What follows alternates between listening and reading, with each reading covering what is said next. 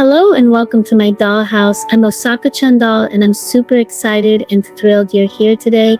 Before we jump into the video, it would mean a lot if you could hit the like button and subscribe. Your support goes a long way in helping me to continue to create quality content.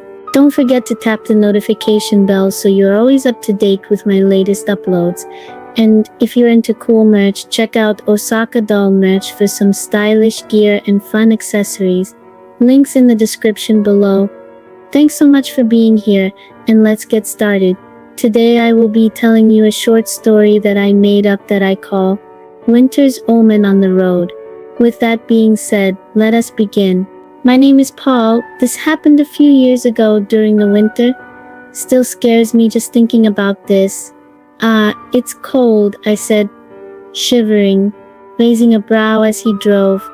Cold? Really? We're inside a car, aren't we? Relax, I have the heater on, Masato replied. It was late January, the kind of winter night that chills to the bone. After finishing a long day of club activities, I was supposed to get a ride home from Masato, my senior. He had just gotten his license in June, so it was more of a practice drive for him.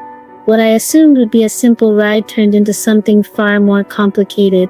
Weeks of heavy snow had clogged the highways with traffic, and accidents kept us crawling forward by mere inches.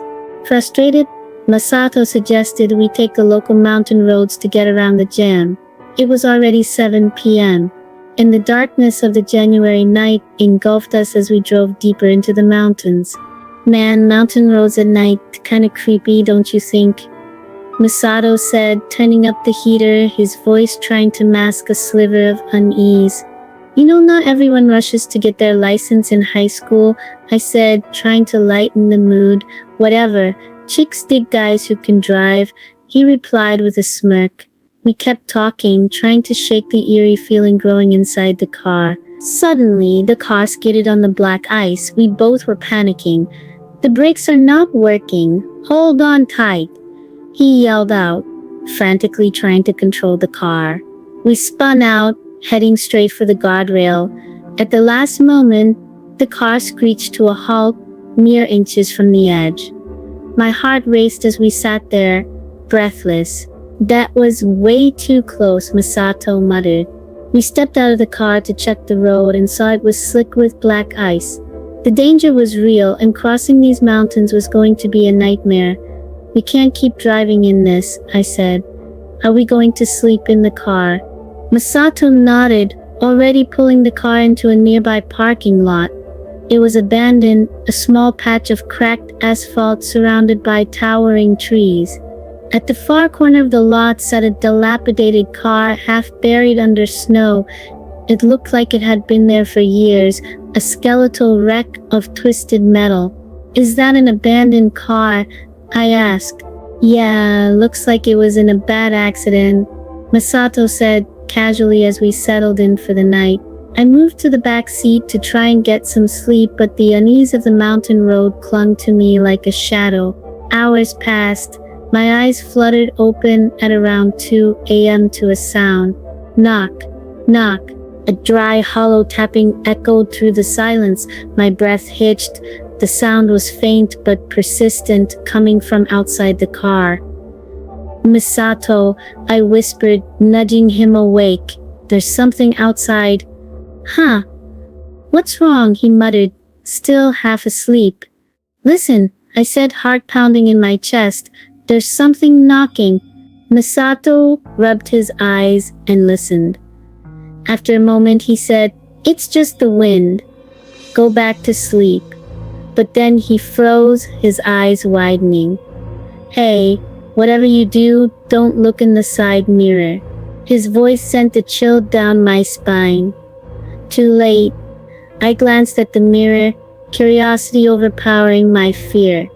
What I saw sent my blood running cold. A figure emerged from the shadows, a human-shaped mass, but not quite human. Its skin hung in loose, ragged pieces glistening under the faint moonlight. Flesh dripped from its bones like melted wax, and its face. God, its face. it was a mess of twisted features, barely recognizable as human. The thing dragged itself toward us, each step slower than the last, like it was falling apart with every movement. "Masato," I whispered, my voice barely audible. Bang! A violent thud hit the window, and I whipped my head around. The creature was pressed against the glass, staring at me with hollow, blackened eyes. Its mouth moved, mumbling something, but the words were garbled, like it was choking on its own rotting flesh. "Fall down," it gurgled, a sick smile forming across its mangled face. I screamed. Everything inside me wanted to run, but there was nowhere to go. The door wouldn't open, the creature's bloody handprints smeared across the window, its nails scraping down the glass with a screech that set my teeth on edge. Suddenly, everything went black. I woke up to sunlight streaming through the windows. The warmth of morning should have brought comfort, but something felt wrong. Masato was already awake, casually munching on a snack, like nothing had happened. "Let's go grab some breakfast," he said cheerfully. My head throbbed. "What happened last night?" I muttered. "What? What do you mean?" Masato asked, oblivious. "The thing outside the car, you saw it too, right?" Masato blinked at me, confused. "You must have had a nightmare, dude." I slept like a baby. I looked out the window. The abandoned car that had been in the parking lot was gone. The snow-covered wreck had vanished without a trace. "Masato, you don't remember anything weird?" He shrugged. "Nah, just a creepy dream. Some lady driving, losing control, falling off a cliff. Her body just kept falling, getting mangled, piece by piece. It was pretty gnarly." The blood drained from my face as I listened. I realized his dream mirrored what I saw last night. It wasn't just a coincidence. Something was horribly wrong. Just then, our car jerked violently. "Hey! Whoa!" Masato shouted. Struggling with the steering wheel, we slid across a patch of ice, the car spinning out of control. The brakes screamed as we came to a stop. Once again, inches from the guardrail, my breath caught in my throat. As I glanced down the steep cliff beside us, my heart nearly stopped. Below, in the shadows of the rocks, was the twisted wreck of a car, the same car we had seen the night before. But now there was no snow. No time had passed. It was the same wreck, mangled and broken, lying at the bottom of the cliff. And next to it, barely visible from our height, was the figure. Her twisted body mangled beyond recognition, her broken limbs stretched out toward us. Her face was a nightmare, grinning up at me. Masato, oblivious as always, shrugged it off, restarting the car. "Close one, huh?"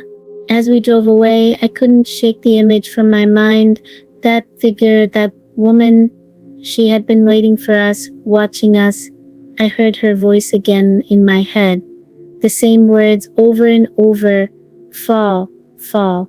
And in that moment, I knew the next time there would be no stopping at the guardrail. The mountain had claimed her once, and now it was waiting to claim us too. As we drove away from the mountain's edge, I could still feel her presence. The air felt thicker, and the silence between Masato and me weighed heavy.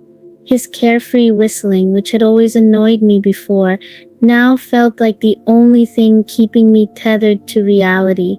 But even that was fading into the background, replaced by the relentless echo in my mind. Fall, fall. Every curve of the mountain road felt like a trap, every patch of ice waiting to send us over the edge. My knuckles were white as I gripped the seat, eyes darting from the road to the rearview mirror, half expecting to see the twisted figure dragging itself after us. But there was nothing, only the creeping fog that rolled over the road, suffocating the trees and swallowing the car as we descended further into the dark valley. The twisted wreck below, the mangled body, those weren't just remnants of someone else's tragedy. They felt like an omen. A warning. Masato, oblivious to my spiraling thoughts, turned on the radio, letting static fill the tense quiet. "Hey, once we're down, let's grab ramen, yeah?" he said, smiling as if the near-death moments were already behind us. I tried to respond, but my throat was dry, my voice strained by the dread still clinging to me. How could he act so normal? How could he not feel it? The pull, the weight of something ancient and malicious that seemed to stalk us with every mile. The road stretched endlessly before us, winding like a serpent, and the fog grew denser. It clung to the car windows, distorting the world outside into strange, ghostly shapes. At one point, I thought I saw something flicker through the mist, a shadow darting across the road, but when I blinked, it was gone. The radio crackled again, breaking the monotony of the static with a faint voice, barely audible. "Fall." My heart leaped into my throat. Did I hear that right? "Masato, do you hear that?" I asked, my voice trembling. "Hear what?" he replied, glancing over casually, but his face was bathed in pale light. The carefree expression he wore just moments before seemed to wane, but he shrugged it off. I leaned forward, turning up the volume.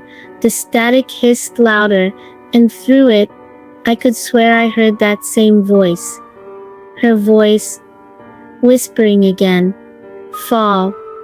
Fall." It was clearer now, like a broken transmission coming from somewhere deep within the mountains, carried on the wind. But it was the way it sounded, like it was crawling through the wires, dragging itself closer. The words cut through the static like nails on glass, sending a violent shiver down my spine. "Masato, turn the radio off," I said, my voice sharper than intended. He laughed nervously, hesitating for a moment before switching it off. "You're acting weird, man. It's just a little mountain drive, nothing to freak out about." But the moment he clicked the dial, the engine sputtered. The car jerked forward violently before lurching to a halt.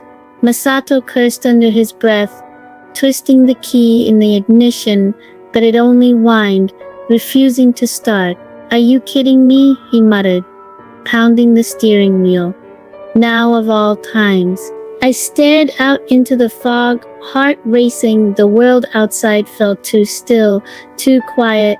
"We need to get out of here," I whispered, gripping the door handle. Masato glanced at me, uneasy. "Relax. It's just the car acting up. I'll get it going in a second." But I knew, I could feel it. We were trapped. The mountains didn't want us to leave. And then, from the corner of my eye, I saw it. Just beyond the thick fog, a figure emerging from the darkness. It was her, the woman from the wreck. Her grotesque form shuffled closer, her head tilted at an unnatural angle, bones twisted and broken. Her mangled face was locked in that horrific, knowing smile. I shouted, but when I pointed, she vanished again, swallowed by the mist. Masato groaned. "Man, I'm really starting to think you're losing it. There's nothing out there." But I knew she was still watching us, waiting. The fog grew denser, suffocating the road around us, and I could feel the temperature drop colder than before. "Try the car again," I urged, my voice trembling. Masato turned the key once more, and this time the engine roared to life, the headlights piercing through the fog. Relief washed over me for a moment, until the beam caught something in the distance. A wrecked car. The same wreck we'd seen earlier, crushed and broken, its metal twisted beyond recognition. "Masato," I shouted, "that's the same car." Masato looked at me with wide eyes, his carefree demeanor crumbling. That can't be." But it was. I knew it was. And just beyond it, standing still, was the woman. Her head slowly lifted, her eyes locking onto us. Her body moved unnaturally, like she was being dragged by an unseen force. "Go, drive!" I screamed. Masato slammed on the gas, and the car lurched forward, tires screeching as we tore down the winding road. The headlights cut through the fog, but no matter how fast we drove, I could feel her getting closer. Every bump, every turn, her presence pressed down on us like the mountains themselves were closing in. "Don't look back," Masato said, his voice shaking now. But I couldn't help it. I glanced into the rearview mirror, and there she was in the back seat. Her twisted form loomed behind us, her face just inches from mine, smiling. "Fall," she whispered, her breath cold on my neck. The car hit a patch of black ice and everything went still. We spun out, the world tilting, and in that moment I knew we had been doomed from the start. As the car spun quickly, her voice echoed in my ears, "Fall." As we slid toward the edge of the cliff, I braced for impact. Time seemed to stretch as the car teetered on the guardrail, suspended between life and death. Masato's knuckles were white, gripping the wheel in a futile attempt to control our fate. The headlights flickered, casting long, sinister shadows across the fog-drenched mountainside. Then the impossible happened. Just as the car was about to tip over the edge, it stopped. Not by Masato's hand, not by the brakes. Something else held us there. The car swayed gently, as though cradled by an invisible force. "Paul, what's happening?" Masato's voice trembled, and for the first time that night, I could hear the raw terror in his words. Before I could answer, the air inside the car grew icy cold, far colder than the winter night outside. My breath fogged in front of me, and an unnatural quiet settled over everything.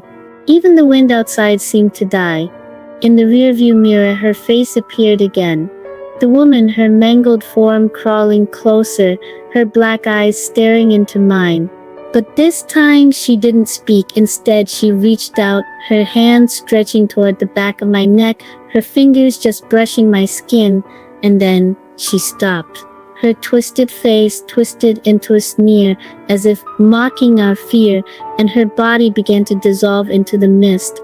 Piece by piece she faded, but her eyes lingered, watching us hungry, as though the mountains had momentarily relented but still demanded a price. "Masato, drive," I whispered. With trembling hands, Masato eased his foot onto the gas. The car lurched forward, slowly rolling away from the brink of the abyss. The fog seemed to part just enough for the road ahead to appear, and we drove, cautious, hearts pounding, desperate to escape. But the nightmare wasn't over. As we wound our way down the treacherous mountain roads, every shadow seemed alive, every gust of wind whispering that same word, "Fall, fall." That is when we noticed in the fog, those shadows, they were real, they were ghosts of her victims. All of them whispering those same words, "Fall, fall, fall." But we just kept driving. Hours passed, or maybe it was minutes. It was impossible to tell. The road felt endless, looping back on itself, as though the mountains were trying to keep us there. Every once in a while, I would see her in the mist, her broken form standing just beyond the reach of the headlights watching. But she never attacked again. By the time the sun rose, the fog began to lift. The oppressive silence gave way to the soft chirping of birds, and the warmth of daylight brought a strange sense of normalcy. We finally emerged from the mountain pass, the twisted wreck far behind us. Neither of us spoke for a long time. Misato's carefree attitude had vanished, replaced by a haunted look I had never seen before. I couldn't shake the feeling that we had been spared, not saved, but allowed to leave. The mountains had let us go, but they weren't done with us. As we drove into town, Misato turned to me, his voice low and hoarse. "Paul, we're not telling anyone about this, okay?" I nodded silently. What could we say? Who would believe us? But deep down, I knew the truth. We had survived. Yes, but not by luck. Something had marked us that night. And even though we had escaped the mountains, I could still feel her, waiting and watching. The next time we drove that road, I knew we wouldn't be so lucky. The mountains had let us go once, but they wouldn't let us go twice. And somewhere in the fog, her broken voice still whispered, "Fall, fall, fall." The end. Thank you for watching today's video. I really hope you found it engaging and insightful. If you enjoyed the content, please consider showing your support by liking the video and subscribing to my channel. Your feedback is what keeps me motivated to keep creating valuable content for you. Don't forget to hit the notification bell so you never miss an update.